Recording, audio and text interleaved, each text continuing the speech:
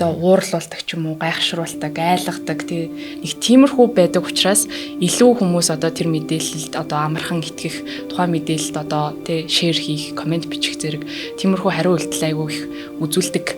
Одоо яг тэр нүдний нэг харц гэдэг ч юм уу, нүсний намраа тэгээд гарыг хийж чадахгүй гэсэн байхгүй. Ер нь бол заавал дахин шалгаж явах хэрэгтэй юм байна. Худал мэдээлэл ер нь бол үнэн мэдээллээсээ 6 дахин хурдан тардаг. Гарчгийг хальтгүйлгэж хараад тэрэнд итгэдэг. Эзэж доторх агуулгыг харддаг. Тийм хурамч мэдээлэл гэж одоо таарах юм бол репорт хийх, тэр мэдээллийг одоо удаан ингэж зогсож уншихгүй байх. Нөгөө талаараа бас нөгөө нэг одоо яг аль бие усны баталгаатай мэдээлэл түгээдэг тэр одоо хуудсуудыг өөрөө олж дагах. Тэр сайт одоо мэдээллээ авах ч юм уу. Тэгжээж ер нь бол бас өөрийгөө хурамч мэдээллээс бас хамгаалах бас боломжтой байдаг.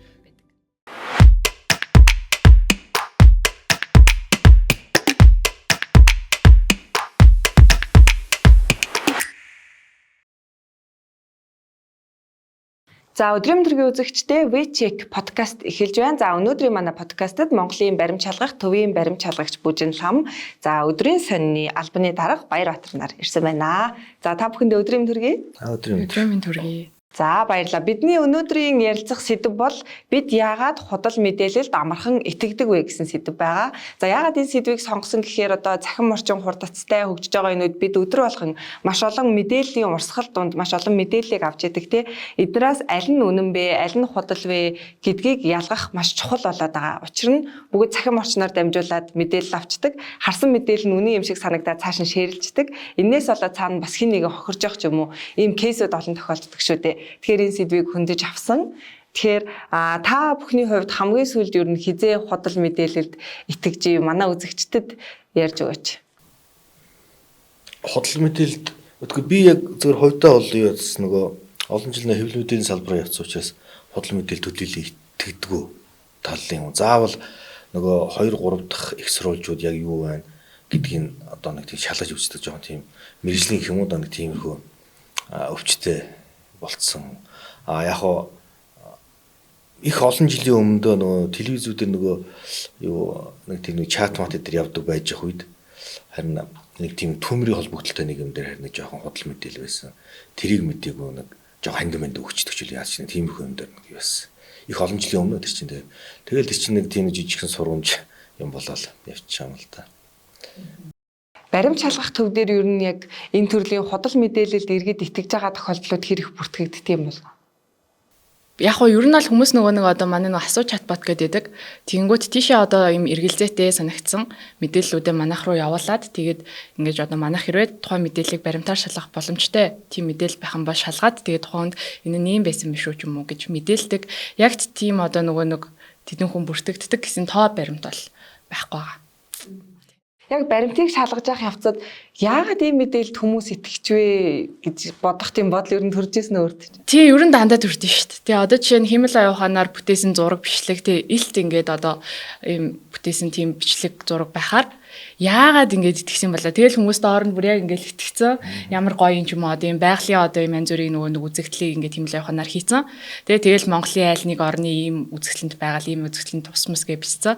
Тэгэл хүмүүс чинь тэрийг шеэрлээл доор нь ингээл өстой гоё юм аа Монгол орон одоо үнэхээр байгалийн үзэгдлэнтэй гоё ийм газар шүү гэж бичсэн байдаг. Яг тэр үед бол яагаад тэгэж итгэдэм болоо энэ чинь ингээ харваас ийм байна да гэд тиймэрхүү юмнууд бол байдаг. Гэхдээ сүүлийн үед яг одоо жилийн өмнө ч юм уу одоо хэмэл аюуханаар бүтээсэн зураг бичлэгийг хараад шууд одоо тэгээ нөгөө шинж тэмдгээр нь за энэ бол хэмэл аюуханаар бүтээсэн байна да гэд ингээд таньдаг байсан. Тэгэнгүүт одоо нөгөө нэг хөгжих одоо хэмэл аюухан хөгжих тусам улам бүр одоо нөгөө нэг тэгээ шууд хараад нүдээр хараад ингээд танихад айгүй хэцүү болоод байгаа.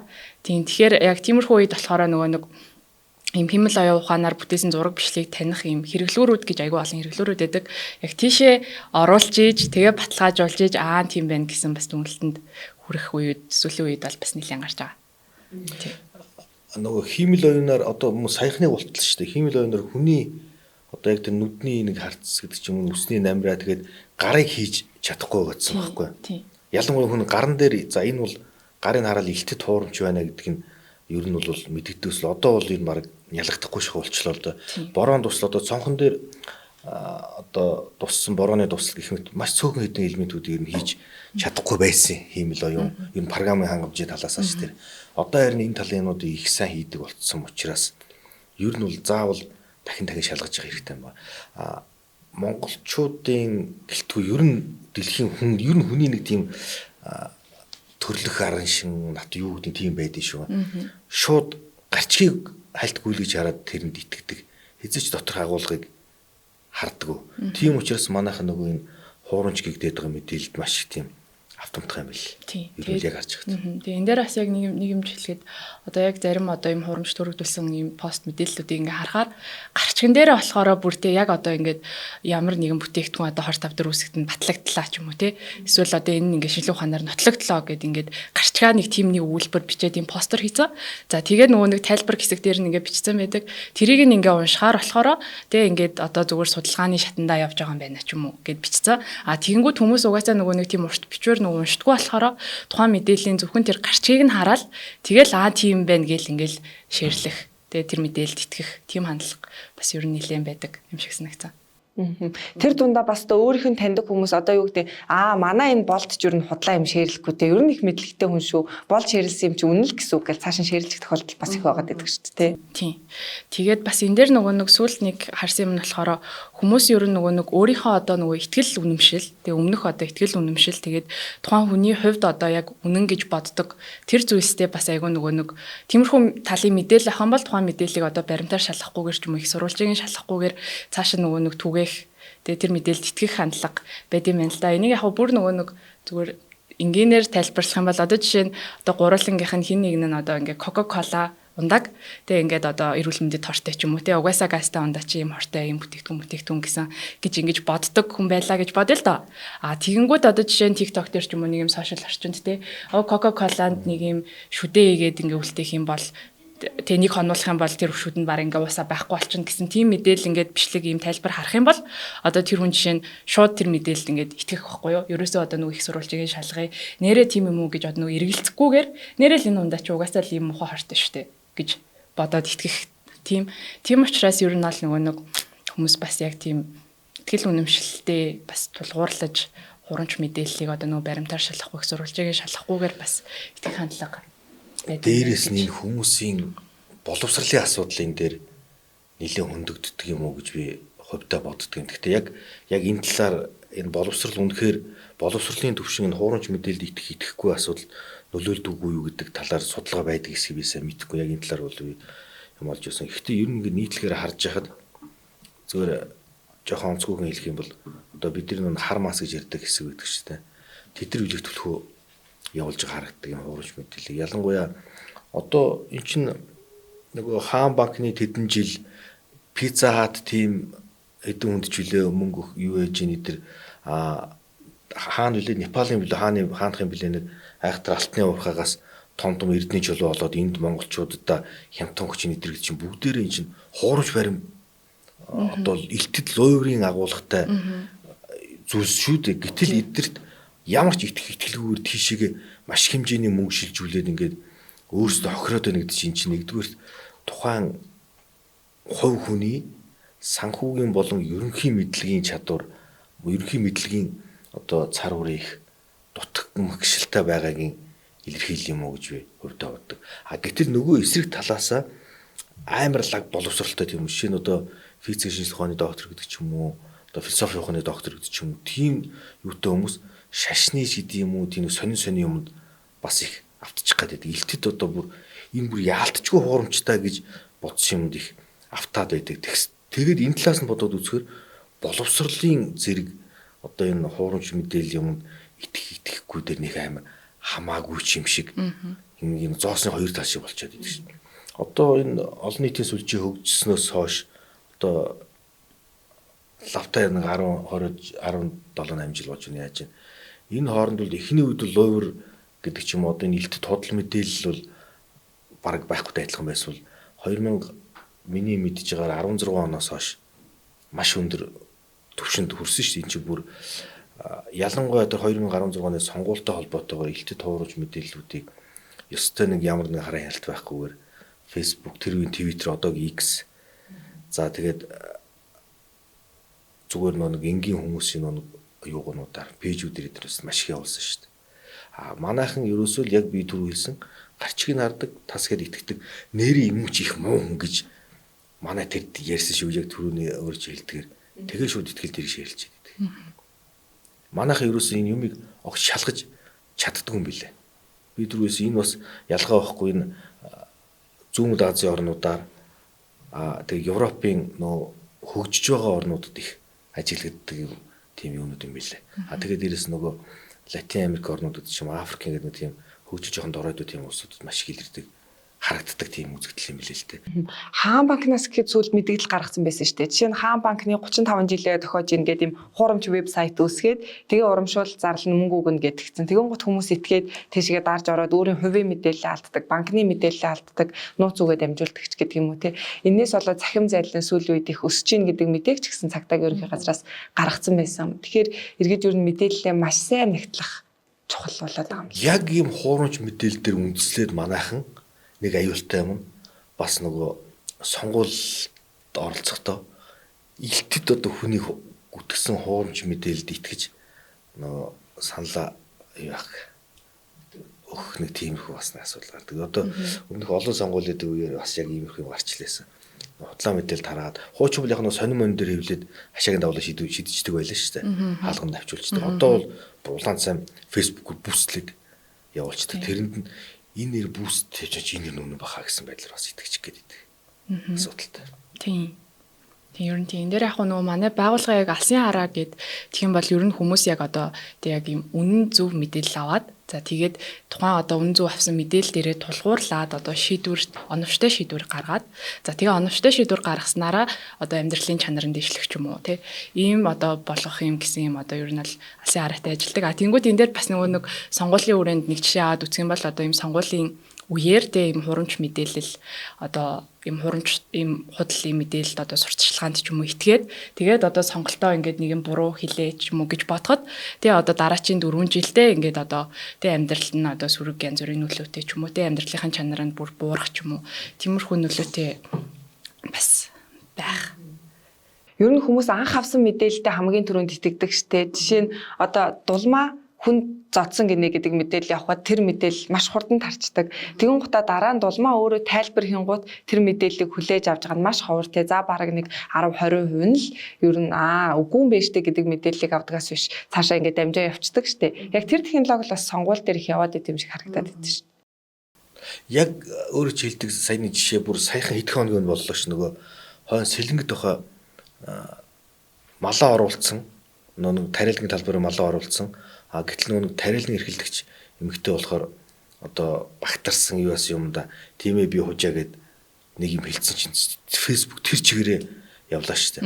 Гэтэл нэгч одоо хүн одоо юу гэдیں тэр эмэгтэйрээ ууцтаж юу аагүй байгаа штэ. Тодруулаагүй байгаа. Фэйсбүүкийн янз бүрийн элдв пэйжүүд ерөөс тэр чигээрээ тэрийг ингээд шуурцсан. Эн чинь яаж юм нөхөр манайхан нэгэнтээ энэ одоо өөрөө ингэсэн юм чинь тэгтээ энэ бол тийм юм байна. Гэл явж яг одоо за энэ нэр юу илээд гэж нэг эргэлзэж тэнэлзээ ч юм уу эсвэл одоо хэнийг найз нөхдийнхний юмар асуудаг ч юм уу тийм ямар нэгэн хоёр дахь үйлдэл ерөөсөө манайхан огт хийдгүү. Бүр огт хийдгүү шүү. Эн чинь өөрөө эргээд нөгөө нэг новшийн хуурамч мэдээлэл нөгөө маш их өргөн цар үүр дээр тарах боломжийг бий болгож байна. Жишээлбэл одоо би одоо намайг нэг бачка миний зургийг тавиад энэ бол яг над дээр тохиолдсон асуудал мөн байхгүй. Одоо нэг аимшигтайгаар ингээд дормжилж байж шít.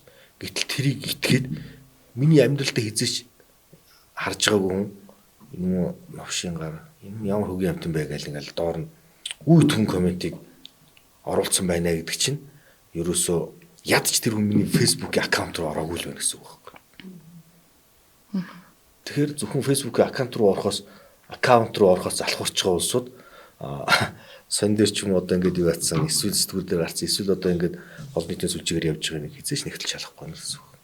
Энэ хяналт шалгалтыг бол харин эдний байгууллага харин их сайн хийж идэвхтэй ажиллаж байгаа юу хөвдө бодож байгаа шүү дээ. Тэгээд энэ дээр би нөгөө нэг юм хэлэхэд одоо жишээ нь нөгөө нэг сая юм тэр нөгөө нэг хонтой жишээн дээр авсан шүү дээ. Тэнгүүд энийг яг юу гэж юу гэж одоо тайлбарлаж хэлж болох вэ гэхээр нөгөө нэг худал мэдээлэл ер нь бол үнэн мэдээллээсээ 6 дахин хурдан тардаг гэсэн нэг тийм судалгаа байсан байхгүй. Тэр нь 2018 онд хийгдсэн. Тэгэхдээ ингээ 2006-аас 2017 оны одоогоор X нэг хуучнаар Twitter дээрх юм жиргэнүүдийг ингээ судалж үзсэн чинь яг тийм дүгнэлтэнд хүрсэн байгаа юм. Тэгээд нөө тухайн судалгааны байгууллага нь тэр одоо судалгааныхаа үр дүнлтийг нь яагаад юу ингэж байгаа юм бэ? Тэг үнэн мэдээлэл нь яагаад ийм одоо худал мэдээллээсээ илүү бага ингэж хүмүүс түрээд байгаа юм бэ гэдгийгсэн чинь хурамч мэдээлэл нь илүү одоо нэг тийм хүмүүсийн нөгөө нэг одоо ийм сэтгэллийг одоо хөдөлгдөг тий одоо уурлуулдаг ч юм уу гайхшруулдаг айлгадаг тий нэг тиймэрхүү байдаг учраас илүү хүмүүс одоо тэр мэдээлэлд одоо амархан итгэх тухайн мэдээлэлд одоо тий шеэр хийх комент бичих зэрэг тиймэрхүү хариу үйлдэл айгүй их үзүүлдэг юм байна гэсэн тийм бас судалгаа байсан. Одоо хамгийн сүүлийн жишээл яг одоо өнөөдрөөс эхлээд яваад эхэлж илээ. Голомт банкны нэрийг барьсан юу яваад эхэлж илээ. Яг одоо нөгөө юунуудын юу шиг тэр шиг бүр яг ингээд буст хийе явцсан спонсортай. Тийм 4-5 хаягаас тий хүмүүс итгэхэд лайк дараад зарим сэтгэл мэтгэлээ дээр бичсэн. Тэг юу нэг 540 жилүү таны дансанд шилжүүлнэ гэсэн нэг юм байж гисэн. Тэг тийш бол хүмүүс бол одоо эхнээсээ итгэж эхэлж байгаа шиг л одоо. Тийм. Тэгээ тиймэрхүү юмнуудыг нөгөө нэг хаягийг нь ингээд шалгаад яг аль усаас үдирч гин гэдэг нь дандаа гадны усаас үдирлахтэй байдаг.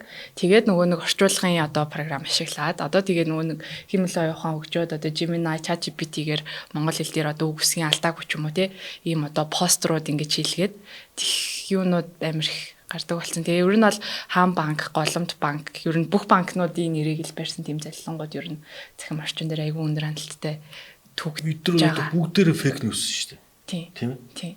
Бүгдээр илтэд худал мэдээлэл байна. Тийм. Харин одоо бид нар яг яах ёстой гэхээр зүгээр энгийн иргэний хувьд бодоод үзэхэд энэ яг энэ чигийн юмд л жоохон соён гэгэрлийн юм ил жоохон хиймээр юм уу гэж л бодох. Гэхдээ ч юм яг ямар байгууллага энэ чигийн юм дээр одоо эсрэг соён гэгэрлийн ажил хийх вэ гэдэг л асуудал байгаа юм л да. Цагдаа хийх үү эсвэл төрийн байгууллагууд хийх үү?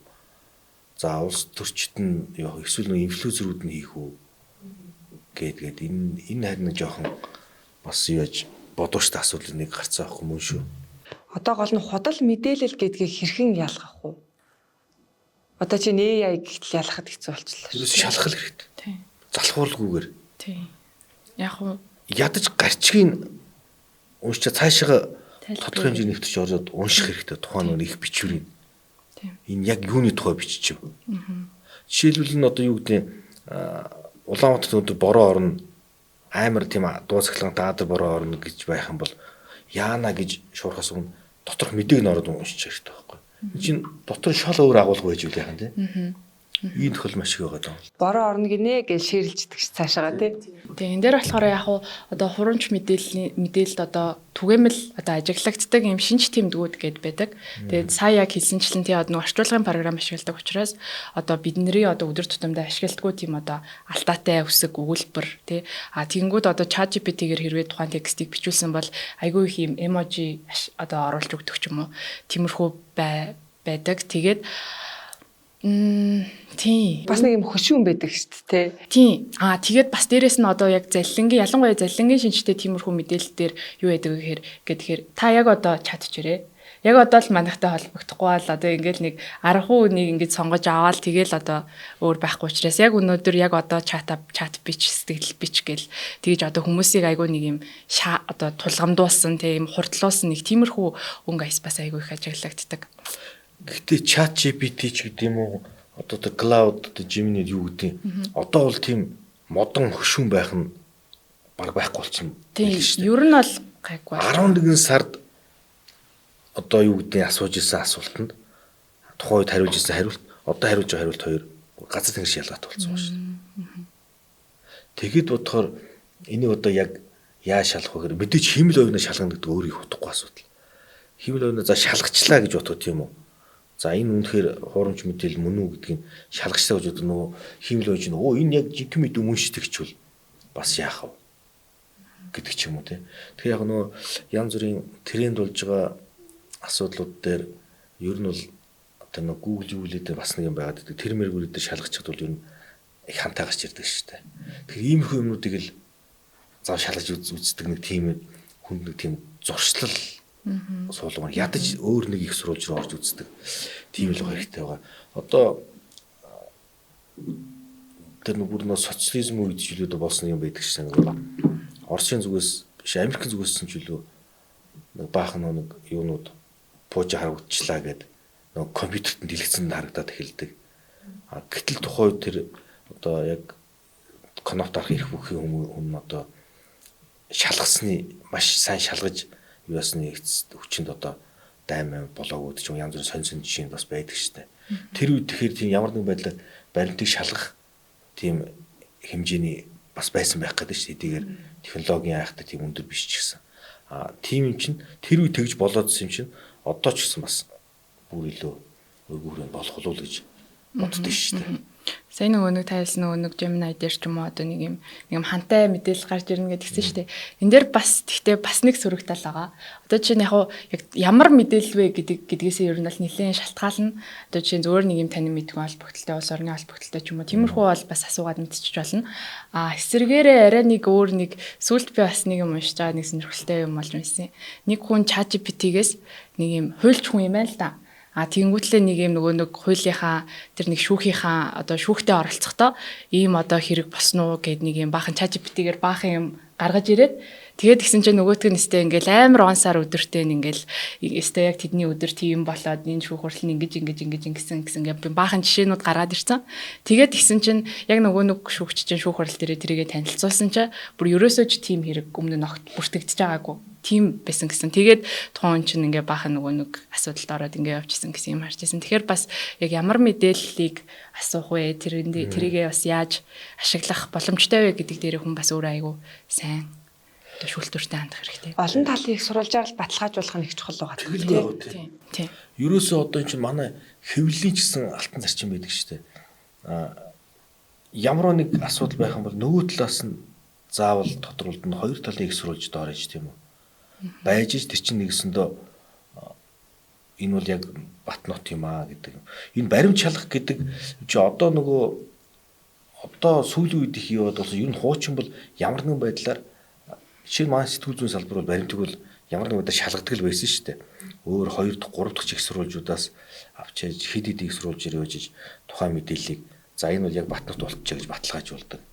Тийм байсан. Одоо бол нэг хитрхи хит өрсөлдөөний байлаас болд юм уу яадгийн бие биенээс өрсөж явах гэдэг ч юм уу жоохон мэдээлэл нягтлахгүйгээр жоохон алдаж оноод байгаа эндээд байгаа тал бол ажиглаад байна. Тэгэхээр энд нөгөө талаас манай хэвлүүдийн салбарын ч гэсэн бас их тийм төвчилж оролцох хэрэгтэй бол юм болов уу гэж зүгээр одоо ингийн иргэнийхээ зүгээс би бас тэгж боддог. Хэвлэл мэдээлэл гэхээр сая нөгөө их хэмжээний цас орсон шүү дээ. Орсд билүү. Их хэмжээний цас орлоо гэж хэвлэлүүд мэдээ гаргадаг шүү дээ. TikTok-оор яваал баахан их цас руу ингээл гүйж орж марж байгаа бичлэгүүд яваал гэсэн тий. Тэр мэдээг мэдээлсэн одоо Facebook хуудсууд, хэвлэл мэдээллийн сайтууд шараа анхааруулга авсан гэдээ бас хандлтаа хаалгах ч юм уу. Тийм тохиолдол гарсан. Тэгэхээр тэр нөгөө мэрэгжлийнхаа нэгтлах гэдэг зүйлээ нэгтлаагүйгээс болоод өөрсдийнхөө үйл ажиллагааг доголдуулж байгаа тохиолдлууд бас гарсан.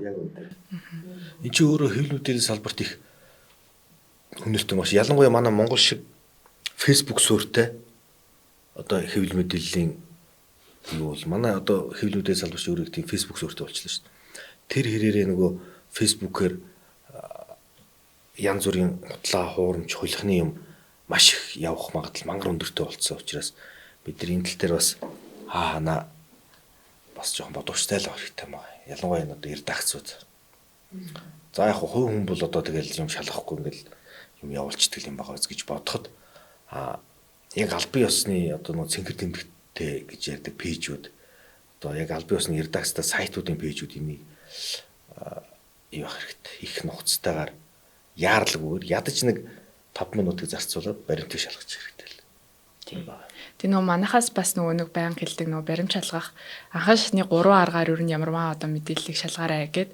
Тэгээд эхлээд болохоор тухайн хаягийг нь шалгая тий. Аль улсаас удирдах чинь хизээ нэгдсэн байна. Тэгээ өмнө нь ямар постууд оруулсан байна гэдгийг ингээ эхлээд хаягийг шалгах.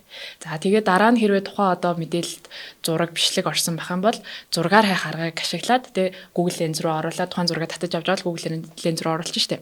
Тэгэнгүүт яг одоо өмнө нь одоо захим орчинд одоо интернет орчинд түгээмэл түүжсэн байна уу? Гүй байна уу? Тэгээ бусад одоо мэдээллийн сайтууд ч юм уу, бусад газрууд анх тэр зургийг түгээхдээ ямар тайлбартай түгээсэн байна ч юм уу гэдэг аргаар эхлээд дараа нь шалгах чинь. За тэгээ хамгийн сүүлд нөгөө агуулгаар нь хайх буюу одоо нөгөө нэг тухайн мэдээлэлд орсон түлхүүр үгээр нь түлхүүр үгийг Google дээр бичээд тэгээ одоо бусад яг баталгаатай тэгээ найдвартай тийм одоо сайт аль бие усны их сурвалжууд яг тухайн одоо мэдээллийн талаар юу гэж бичсэн байна гэдгийг харах хэрэгтэй гэдэг юу нь бол манайх байнга одоо хэлдэг. Тэгэхээр одоо өөрөөр хэлж байгаагаар бол энэ бол нэг амар их урт хугацаа цаг хугацаа зарцуулах юм биш шүү. Ер нь дунджаар хэдэн минут зарцуулдаг?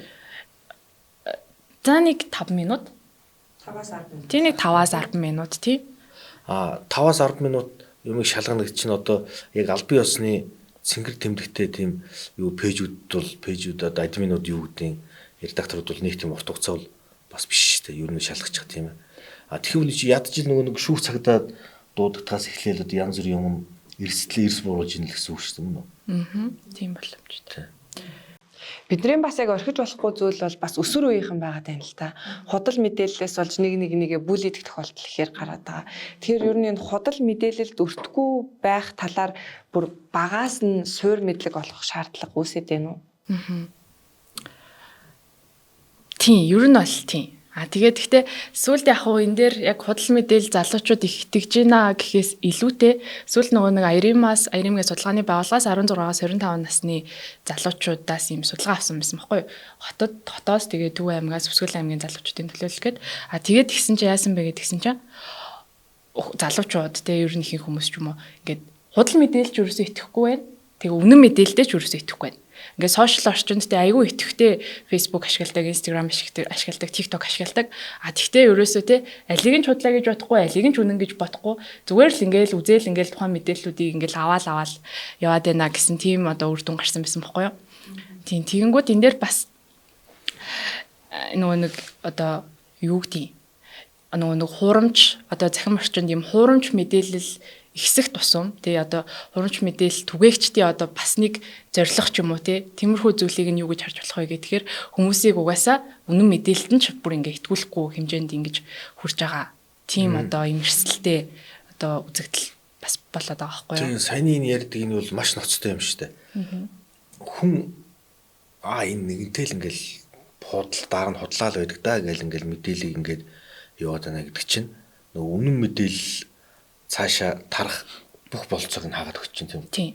Энэ их ноцтой. Тийм. Байна шүү дээ. Энийг бол одоо бүр яг одоо юу ах хэрэгтэй. Сошиалаар явуулах хэрэгтэй байна. Тийм. Тэгээ манайх хамтраа тэгээ манайх нөгөө нэгтэлдэг бол cool гэдэг юм нэг бичил хэмжээний юм жижиг айныг бас зохион байгууллаа. Залуучуудад ер нь баталгаатай мэдээллийг ер нь яаж олж авах юм бэ те.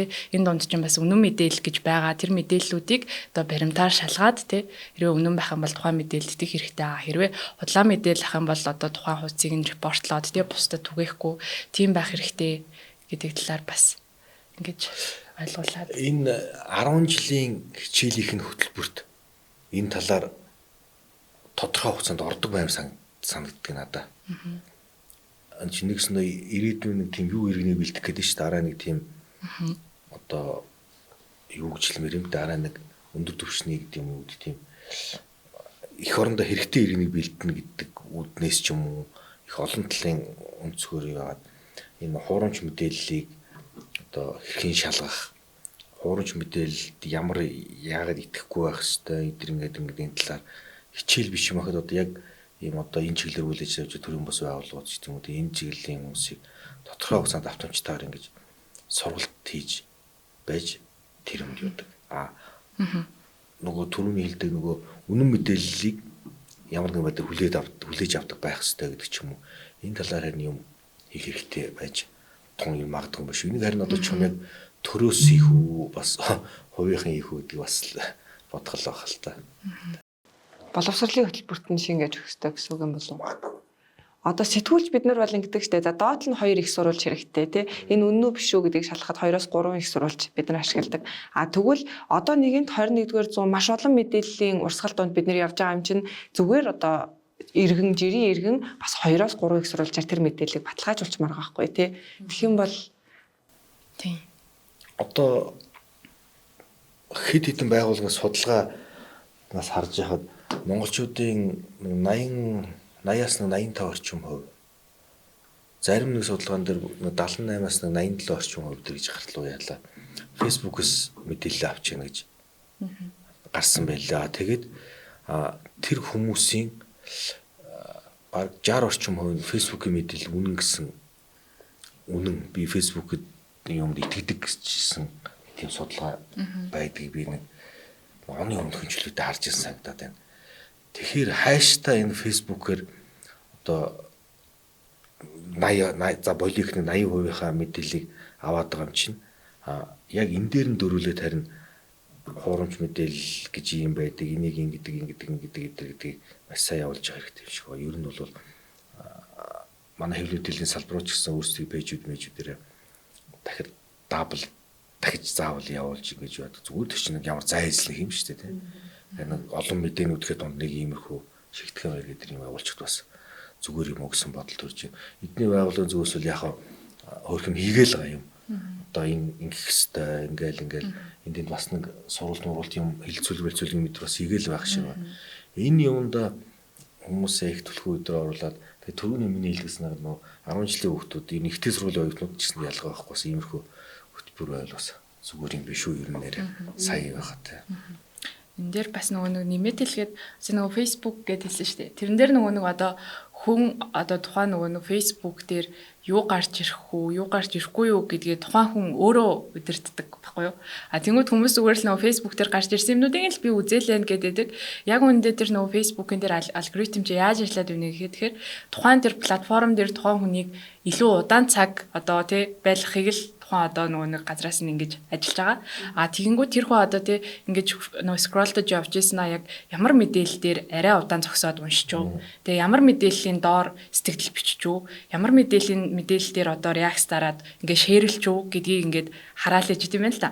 Тэгэнгүүт тэгэл нэг тийм одоо заллингийн шинжтэй ч юм уу хурамч мэдээлэл одоо түгээдэг хаягийг ч юм уу ингээд нэг ингээд шеэрлээл ингэсэн байхад энэ хүнд ийм мэдээлэл ингээд өгödөх юм бол энэ хүн одоо тий удаан ингээд манай платформд байгаад ах юм байна гэдэг талаас нь ингээд тухай тэр мэдээллүүдийг ингээл одоо явуулаад л гаргаж ирээл байдаг. Тэгэнгүүт тэр хүн одоо хурамч мэдээлэл өртөх хэрэгслэн тэр хэмжээгээрээ нэмэгдээл байдаг гэсэн үг. Тэгэхээр одоо тийм хурамч мэдээлэл гэж одоо таарах юм бол репорт хийх тэр мэдээллийг одоо удаан ингэж зогсож уншихгүй байх, одоо сэтгэл бичихгүй байх, реакц дарахгүй байх ч юм уу тий. Тэгээд нөгөө талаараа бас нөгөө нэг одоо яг аль бие усны баталгаатай мэдээлэл түгээдэг тэр одоо хуудсуудыг өөрөө олж дагах тий. Тэр сайт одоо мэдээллээ авах ч юм уу. Тэгжээж ер нь бол бас өөрийгөө хурамч мэдээллээс бас хамгаалах бас боломжтой байдаг. Манай энэ одоо яг бид дөрөв хийж байгаа энэ подкаст бол их зөв подкаст байгаа. Яг нөө анхны дугаар учраас үндсэн сэдв нэх маш хэрэгтэй сэдв байхгүй. Энэ бол ерөөс ямар ч юмд жоохон тийм нэгууртай нухацтай байгаа ч хэлсэн. Одоо манай зүрх зүгүүд чинь 7 хэмжээний өгтөл гэдэг тийм. Яг энэ байхгүй. Бид юмыг шалгадаг ядаж өөрийнхөө аюулгүй байдлын үүднээс нэг одоо нэг хальтжуулган шалгаад үзэж байгаа хэрэгтэй. За одоо юу гэдэг юм те. За би мөнгө өрдүүлж магадгүй шүү гэсэн тийм сэрэмжлэх үүднээс яваад гэж тийм юм. Хамаагүй янз бүрийн линкүүд олбоостай юм руу зэгтэж гээд ороод байхааргүй гэдэг ч юм уу те. Иймэрхүү юмуудыг одоо бас хүмүүс сурах талаасаа гэдэг ч юм уу. Ядаж нэг удаа анхааруулах талаасаа эн чинь айгу зөв байхгүй зөв асуудал хөндөж байна. Энд би бол зөв яг эргэн үнийхээ зүгээс бол их баяртай байгаа яг энэ сэдвтэн те. За хэдүүлээ ярилцлагынхаа төгсгөлд ерөнхийдөө манай подкастыг үзэж байгаа үзэгчдэд уриалга дэвшүүлээд өндөрлүүлээ яаж. За ер нь бол одоо тий альва мэдээллийг яг түрүү хэлсэн тий баримж алгах анхны шатны 3 аргаар тий хаягийг нь нэгтлээд зургаар хайгаад тэгээд агуулгаар нь хайгаад ингээд нэгтэлж тухайн мэдээлэлд одоо итгээрэй гэж хэлмээр байна. Тэгээд тий, яг үнэ. тэгээд нэгтэлдэг бол кул шүү гэж хэлье залуучуудаа хандаад. Тэг яг үнэ би бас адилхан л байж байна. Одоо тухайн итгий гэж байгаа мэдээлэлтэй ч гэдэг юм уу эсвэл уншиж байгаа мэдээлэлээ ядч нэг 2 удаа их сурвалжаарч гэдэг юм уу тий. Одоо жишээлбэл за Баярбаатар гэдэг хүн одоо өнөөдөр тийм тэгжээ гэдэг нэг мэдээлэл гарцсан байлаа гэж бодоход энэ яг хэдэн сайт дээр гарч идэв юм уу? Зүгээр өөр нэг сайтууд руу ороод үзчих болно шүү дээ. Энэ мэдээ байна уу? Бүр болохгүй л нөгөө түлхүүр өгөөгөөд Google-с гэдэг юм хайгаад үзчих болно те. Одоо бол нөгөө технологи хөгжсөн учраас энэ бүх үйлдэлд аюу гой тийм элементарны болцсон байхгүй. Ерөөс түрүү хэлсэн нэг 5-10 минутанд л бүх юм шалгаад болчихж шүү дээ те. Яг тэрнтэй адилхан хүн ийм мэдээллийг шалгахад бол маш амархан. Тэгтээ түр одоо ухаалаг гар утсан байж байна. Нөгөө янз бүрийн таблетууд байж байна, янз бүрийн суурин компьютерүүд бүх юм байж байгаа учраас ямар нэг юм шалгачихд бол аюу амархан байна. Зүгээр шалгаж үзчихдэг бай. Тэгэх юм бол луурдуулахгүй. Тэгэх юм бол худлаа мэдээлэлд тархиа угаалгахгүй. Дуунаа тархи угаана гэсэн ойлголт өгдөг шүү дээ. Элдвэрлэн худлаа мэдээлэл тархиа угаалгахгүй нь ядаж одоо 4 жилийнхээ одоо циклд одоо янз бүрийн худлын юм давтаж явах нь бол шат сонгуулаа зөөгдөг болох хэрэгтэй байна гэдэг ч юм уу те.